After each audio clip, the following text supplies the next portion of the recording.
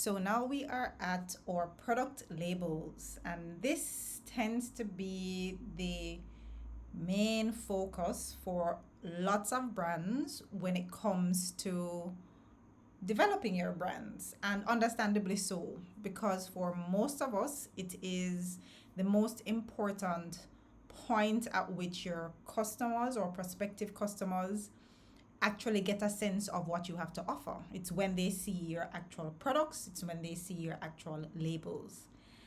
And it is very, very critical that we pay attention to this particular area. So, given that labels are so important, we have to ensure that we design them well. And it's not only about having the right information on it, but it's also about how we present that information, because a label is so important to our brand's identity and the way in which we share the values of our brand.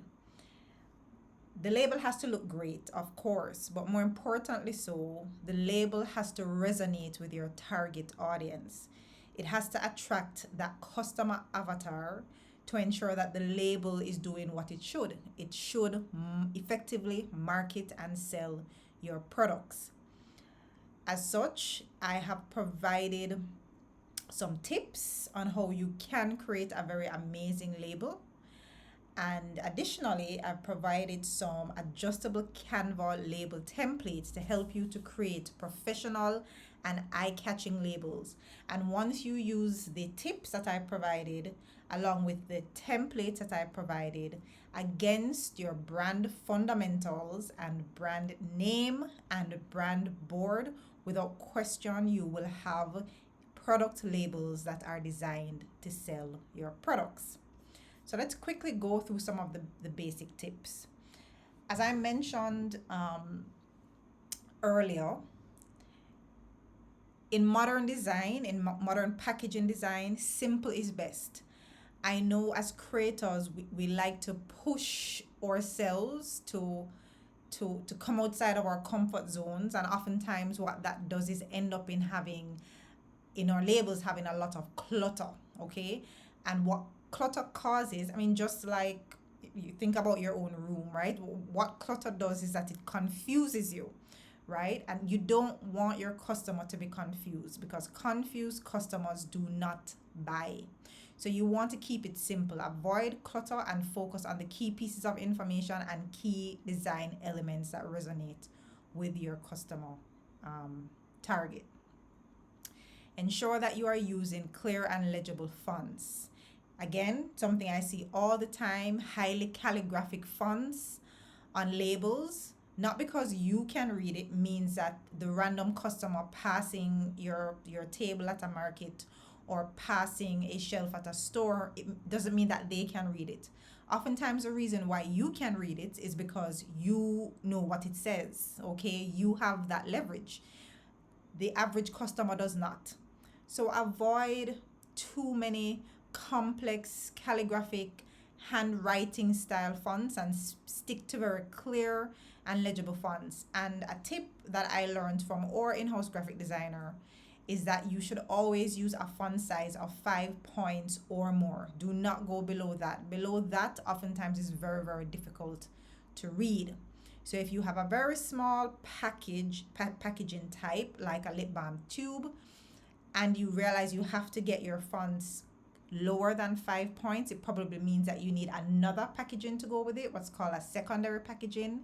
So maybe a box or a bag or something that goes with it to provide the additional information. Stick to 2 or 3 fonts, no more than that. In fact, you're going to ensure that you're sticking to the fonts that are on your brand board. Do not go beyond that. You may see something else that looks great and you think will look great on the label. Try to avoid that. And you're also going to stick to the color palette that you have defined on your brand board. So do not go, the only additional colors that you can consider would be very neutral colors. So blacks and whites could be additional colors. So you may not have black, for example, on your brand board, but you may use black as your font, as an example. Or you may not have white, but you may use white as the kind of background color, and then you put your brand colors on top of that. So it's very important that you stick to your brand board. Highlighting key ingredients can be very, very effective at attracting customers that know exactly what kinds of ingredients they're looking for. But this again is going to be dependent on your customer avatar, right? How aware are they of the specific ingredients that they want? If you're going to be using images, ensure that you're using high quality images, nothing that is heavily pixelated or low resolution. If you're attempting to design your own images, so for example, we designed our own logo before, ensure that you're using images that are very, very high quality. And as mentioned earlier in the brand board development, please to take note of the intellectual property considerations as well. Ensure scale makes sense. So again, many of us will have products that may be in very large containers. So my brand, for example, Bailey Breeze, we do a lot of bulk production for business clients. So we have labels that will go on 5 gallon buckets as an example, and that's great because that means we have a lot of real estate on the label. But sometimes we also provide products that will go in 2 ounce jars. The very same product that's in a 5 gallon bucket goes into a 2 ounce jar, and we have to ensure that our design is flexible enough so that it can go on both small and large products. Including essential product details are gonna be important, and I'll reference a document shortly. You would be very surprised to know that sometimes we in our we get very deep in our own creativity, that sometimes we even forget to put the product name, because we may rename the product, and it's not clear what the product does. So for example, something like hair lotion, it's a very creative term, but to the average consumer, they may want more clarity on what a hair lotion is. Is a hair lotion something that you rinse off or rinse out? Or is it something that stays in your hair? Because if you're trying to lend on a body lotion stays on your body.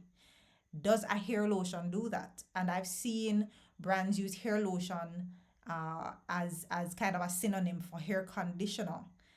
But the two things are almost conflicting, right? And again, it confuses the customer, and they're not sure exactly what you're selling, so they just don't buy. Okay, so be very, very careful with how you name your product. So if you're gonna be very creative, you have to still ensure that you include very, very important pieces of information. Make the brand name prominent. This is how you're going to build and establish trust. If a customer cannot see who is making and selling this product, they're not going to be very comfortable when it comes to purchasing the product. So ensure that your brand name is very prominent. It's the reason why during the brand board development exercise, we use very simple fonts, very simple icons, to ensure that when we scale down that logo, it is still very obvious what the brand name is. It is almost as if when you step into a room full of people and someone asks, "What's your name?" and you mumble. What it does is that it people are less likely to trust you. Is there a reason why you don't want me to know your name? And it's the same thing. If on a label it's not clear what the brand name is, that's the question that comes up. Do they not want me to know who is creating this product? So just be very careful about that. Okay, consider shelf appeal. Ultimately, if we're very committed to our brand serving as many people as possible, at some point your products are going to end up on the shelf with competing products. And walking through a store or a supermarket or pharmacy and looking at competing products is a very, very important way of ensuring that your product stands out alongside other products in the store, but always in a positive way. So it shouldn't stand out in that, it stands out in a way that almost lends to, oh, this probably something homemade. And by homemade, what I mean is it's just not at the standard, at the commercial standard. You want your products to look professional, right? So they almost won't be able to tell But you also want to stand out, right? You don't want to look like every other product. So you want to have a memorable look on the shelf. Embrace white space. So do not overcrowd your label. And white space is used loosely because you may have a label that has absolutely no white on it, but you want to ensure that there is space for the label to breathe. So you don't want to have too much information all over, so that it's very hard for the consumer to figure out what's going on. Because again, confused buyers do not buy. High contrast text. If you have a dark background, you have to use very light text.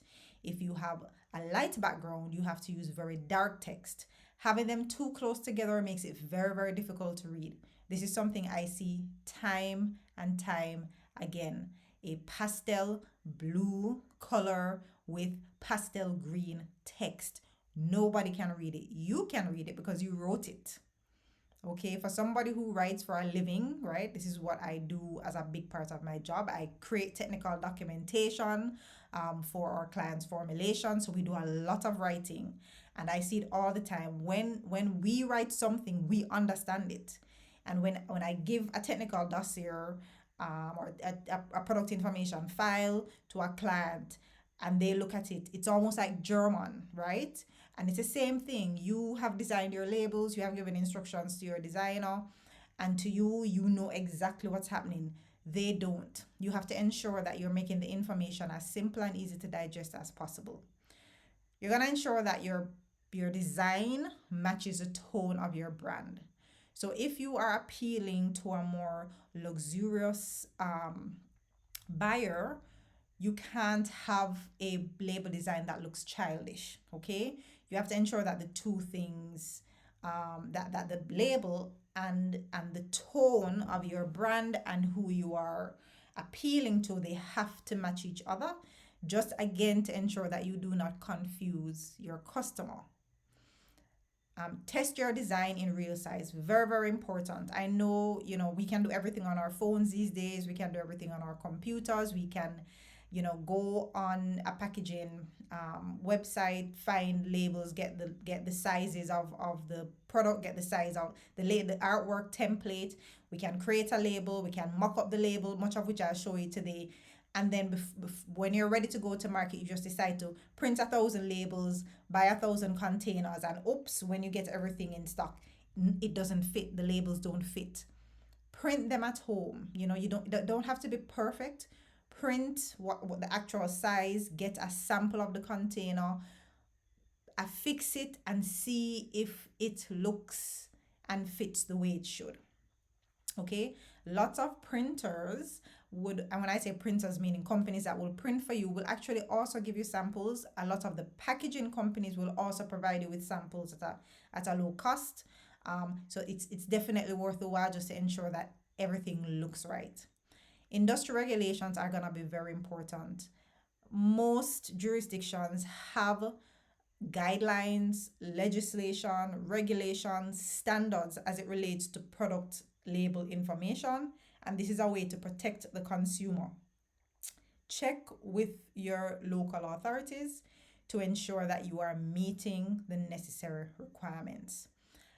I have included here just a file on label information, and this is basic requirements that you will find, but you have to match this against what the local requirements are.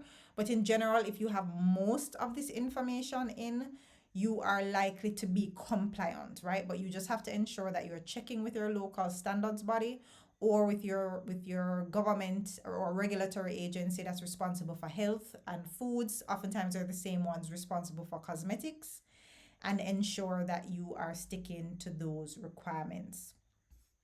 Okay, now as I mentioned, there are some templates that I have provided. There are 8 different labels that I provided, which should provide enough variation to suit most bath and beauty brands. So if you're doing liquids, if you're doing solids, if you're doing creams, if you're looking at bottles, jars, tins, tubes, um, roll on tubes, lip balm tubes, bath bombs, subscription boxes. You can adjust these labels based on your requirements. It is very important that once you use the labels that you are checking them against the size of your particular product. Okay, so don't just go ahead and go in and design and then assume that they will fit your packaging. You have to get your packaging, decide whether you want to use a circle, whether you want to use a rectangle, whether you want to use a trapezoid, whether you just need a strip around something. You have to make that assessment, then do your size adjustments, and then you're going to adapt them based on your requirements. So here are the 8 different product labels. So bottle label, which is this one that will work for most bottles. So if you want a single label around your bottle, which is typically your lotions, your toners, your shower gels, for example. I've seen this with things, even containers that have bath bombs and shower steamers, where they use a kind of longer jar and then they'll have that rectangular label that goes around it. Very, very nice. This will work perfectly. If you just want to have a label, so if you're still using like a long jar or a bottle and you just want one single label at the front and one at the back, that's also an option. It's a little different. It can be more expensive because sometimes the printers will charge you more if you are doing more than one label, even though it's the same information. So you just can also check that. There is a circle design. So if you're looking for, if you're doing a jar and the lid, you want a label on it, that would work. If you're doing a box, so let's say you're doing a soap box and you just want a circle on that, that's fine. I've seen persons put circular labels on the side of jars, on the side of bottles. So it's really up to you to determine what you'd like to use. Jar or soap side wrap label. So that's this one here. So if you have a shallower container that may be wider, so you may need a longer rectangle that goes around that jar, that could work. Or if you have a soap and you use a shrink wrap on that, and then you want to have a kind of cardboard or kind of heavier stock paper wrap around, this would be perfect for that as well. You just have to ensure that you measure that size and put that there. Then there are kind of these squares, which you can also use on soap boxes. You can use on pouches. You can use if you're doing like a subscription box or a mailer box. These can work. You're just adjusting the size. Here is a lip balm tube. So if you're doing lip balms or you're doing like roll-ons, so where you're reading the label by turning it is that horizontally, then this would work, and you will notice it based on how the information is written. If you're gonna be doing something in a tube or even in a longer bottle, this would be fine. This is a trapezoid, so wide at one end, narrow at the other. Very simple to use. We don't see a lot of this in the marketplace, largely because those tubes are they're you have to buy them in larger quantities. But if that's something that you are open to, you can definitely differentiate yourself in the marketplace by having these kind of tubes instead, and they're fairly easy to create labels for them. If you're doing bath bombs and just need a strip, or you're doing soaps and you just need a strip, this would be perfect for that as well. So this gives you kind of enough a base for you to play and customize depending on your brand, depending on your customers. Okay, so I'm gonna give an example for I'm gonna give an example for the Skinsmith, based on what we have done so far. And I'm just going to assume, so before we even go further, if you have not yet developed any products yet, so you don't actually have a product on the market, or you're currently doing product development, I still think it is definitely worth your while to go ahead and to create your labels early on, because it starts to almost make your products real. And with the availability of mock-ups, you can still be marketing products out, because you can do really, really high quality mock-ups and start the discussions with your audience, with your email list, start building a social media following just based on your storytelling and having mock-ups. And it's also a great way to crowdsource inspiration as well, so you can get feedback while you're developing your labels from your customers, and that will help ensure that it is even more appealing to them as well. Also, in general, if you're using products that are liquid, I strongly recommend investing in product labels that are waterproof and oil-proof. Okay, so oftentimes these are vinyl labels, or if you are buying at larger minimum order quantities, you can get the label information printed on. In that case, this would not fully apply. You could do a mock-up of the label and then send that to the manufacturer, and then they will then adjust their artwork to suit for the print on, for the direct print onto the packaging itself. All right, so I am going to say I'm gonna create a heel cream as a part of the Skin Smiths line.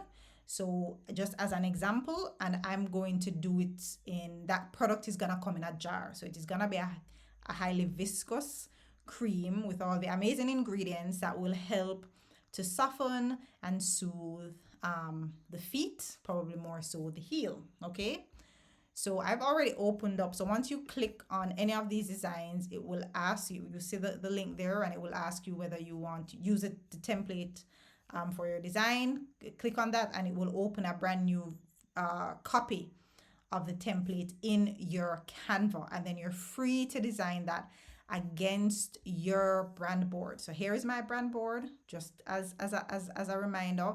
And we would have done the brand kit as well in Canva. So Canva has already been trained to know that this is our brand. Okay, so I have created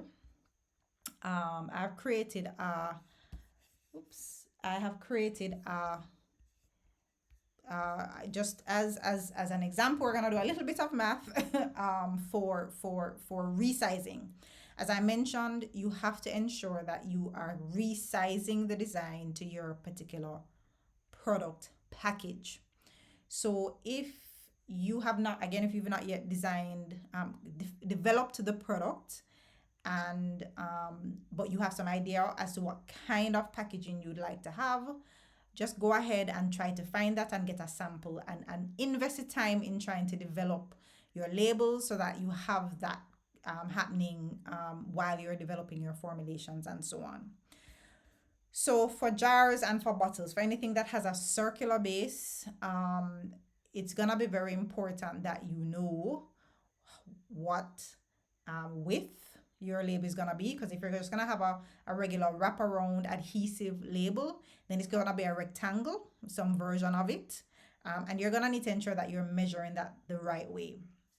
So the easiest way, if you're not strong with math, I would say the easiest way is probably, even if you're strong at math, because I'm strong at math, but I will still literally cut a piece of paper and I will keep testing and cutting different strips until I think I get a strip, or I won't even cut it. I'll keep folding it until I feel I get a label that will wrap around my packaging in the way that I want. And once I get that, I'll just use a ruler and I will measure, in this case, length and the width.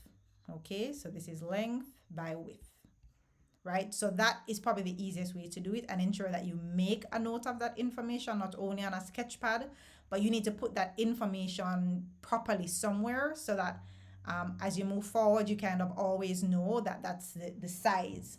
I will also sometimes put the size of the label in the title of my design as well. So whenever it is, I save it as a PDF, the size of the label is there, and when I send it to a printer, or if I am printing it, we tend not to print in office because I just don't generally like the quality. But if you decide to do that, then at least we have, the dimensions in the title, and we all know what we need to do.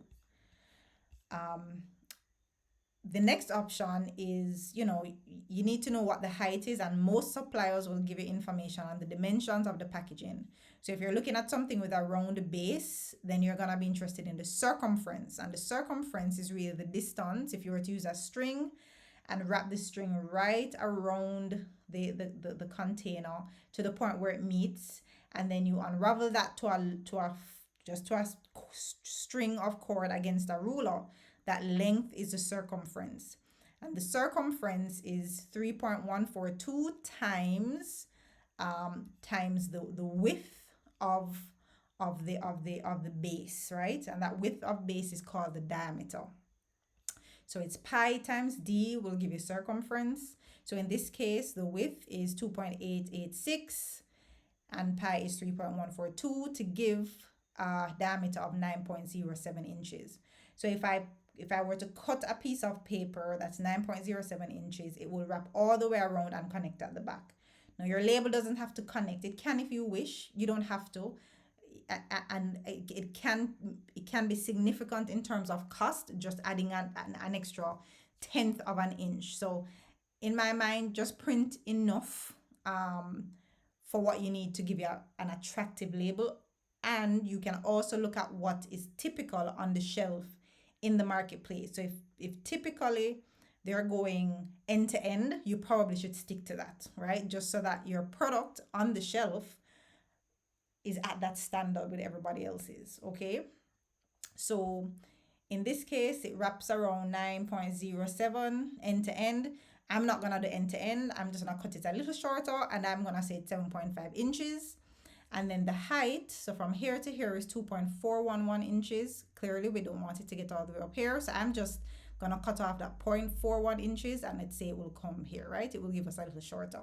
So this is a point where I'm saying you have to actually test this to ensure that it measures and it looks great and it looks professional. So you can do that with a piece of paper, or when you do your design and you print it to size, cut it out, and just wrap it around. Does it have the kind of look and feel that you are going for? Okay, so in that case, what I would do here is to resize this design.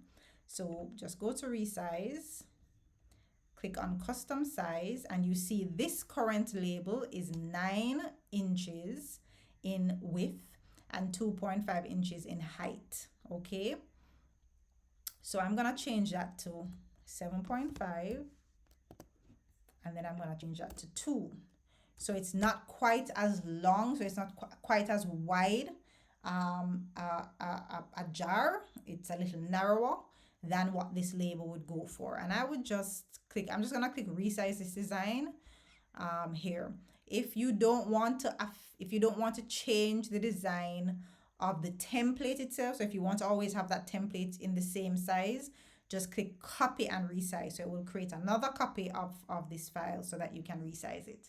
So let's go resize the design.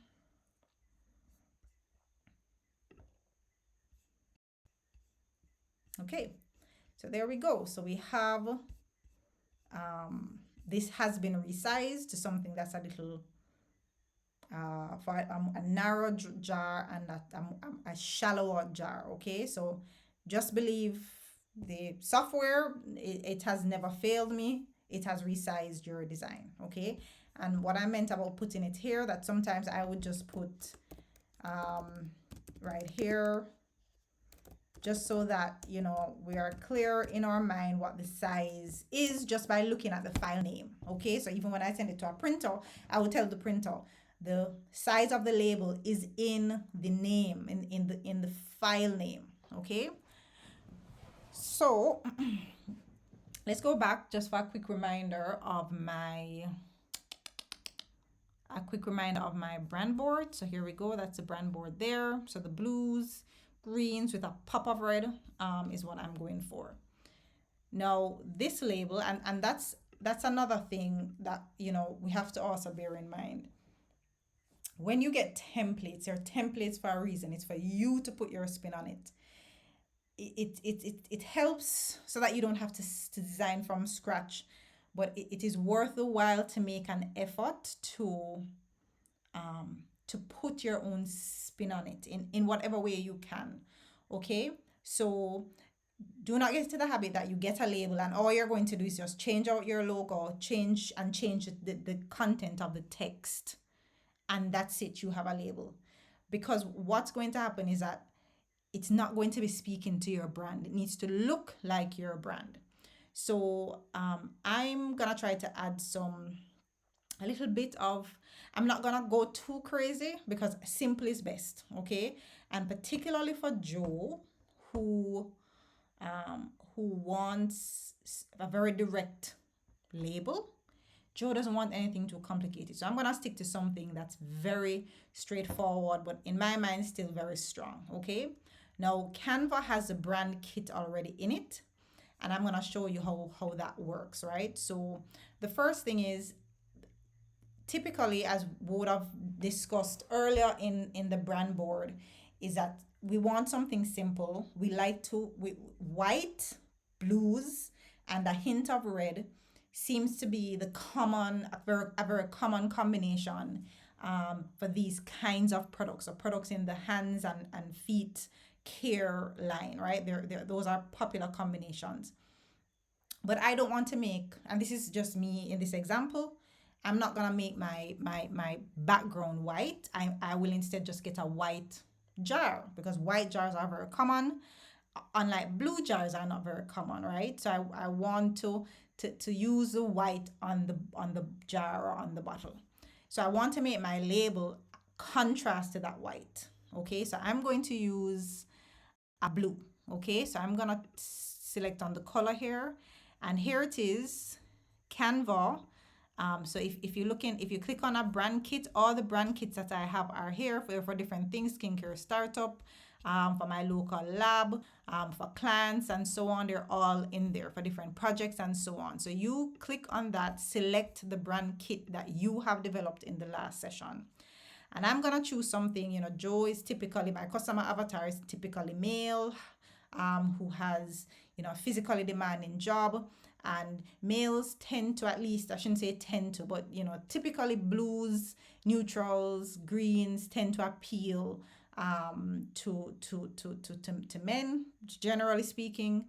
And certainly when we look at that space, Dr. Scholl's and those other kinds of products, they tend to always have a blue swing. So I'm gonna stick to the blues as opposed to the red, which to me is just a little bit too much. As I said, I didn't want to use a white because I know I'm just starting out and I know white jars come cheap. So I want to use a white jar because I want to manage my costs. So instead, I'm going to invest in the color on my label. I think this is a little too light, so I'm going to stick with that color. High contrast text. That's what we discussed. So that means for the text, I would prefer all my text to be white.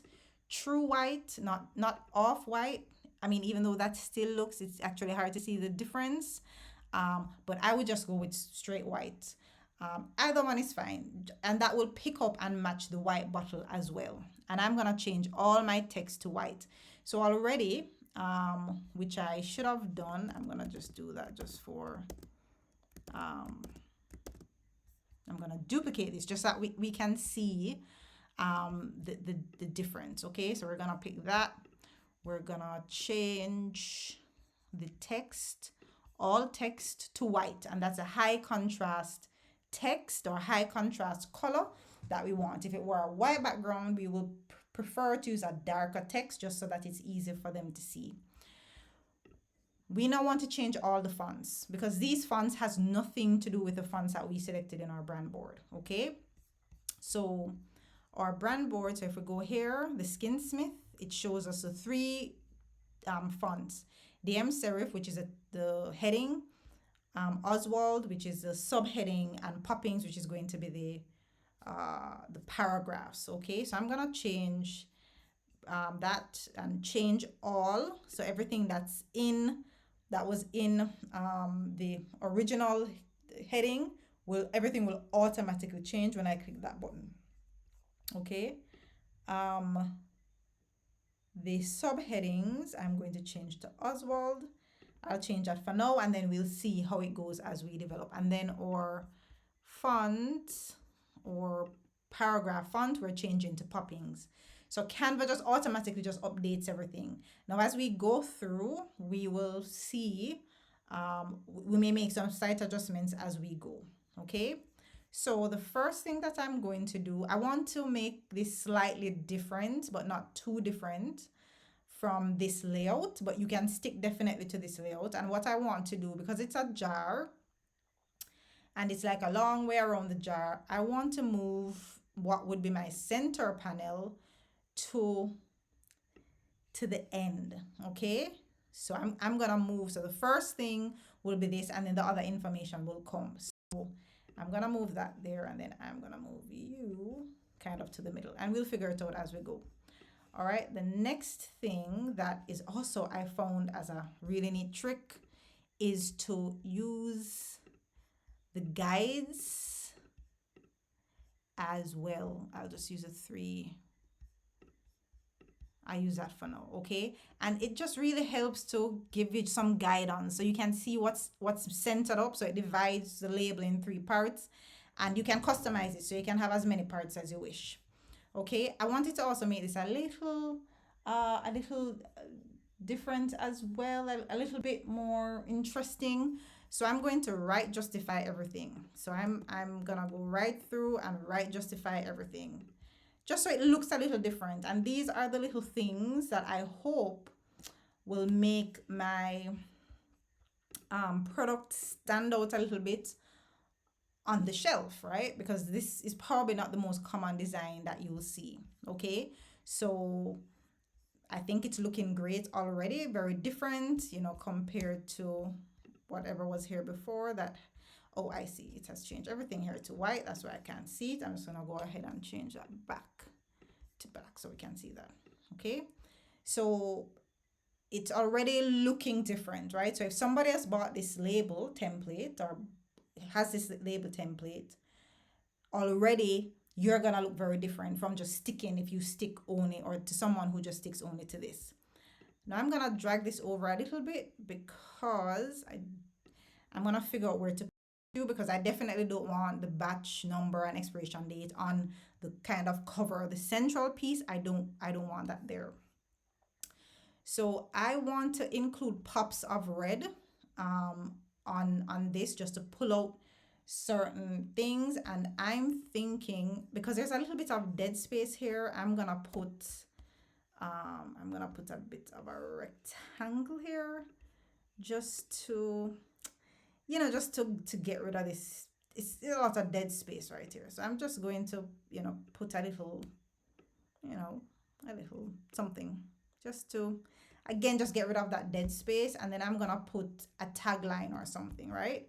So let's call this the brand tagline. And we didn't quite go through that, but when you're doing your brand name, it's like perfect opportunity for you to have a chat with ChatGPT and let her know that you would like her to create a tagline as well. Okay, so just for this exercise, I'm going to give it a quick tagline for my brand, and I'm gonna say foreskin that works. Foreskin that works. Okay, and I'm gonna change that to Oswald. And you can play around with the fonts. You know, there are lots of, if you're very new to Canva, there's so much in it that you know, it's such a great tool. And it gets a little, there's a little learning curve, but over time, by the time you get through this exercise, you'll be very, very proficient at it. Okay, so basically here I have a product line or product range for skin that works. So, and you can read into that 2 things: either it's a product that will work for your skin, or skin that is working, you know, which is, you know, my customer avatar Joe is always working on his feet, working in the worst conditions, and just totally, you know, damaging his skin. Here are some products that will be perfect for skin that is always working. Okay, and just to make that pop out a little bit, yeah, the green is nice. Let's see. The green is nice, but I don't think it screams. I think the white could work as well. So let me do that. I mean, I think that also works very well, and that's a more kind of very more modern type of approach. But remember, or avatar is probably going to be it's skewed a little older. Okay, so even though this is really nice, I think the mono tone is making it a little bit more modern than I would like. So the red with white font. Oops.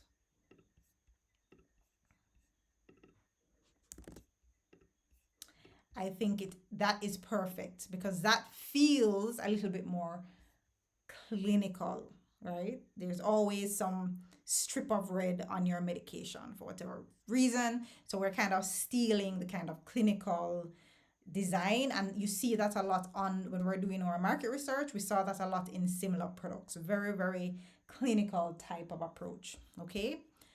So then I'm gonna just update my label. So let's try to add that.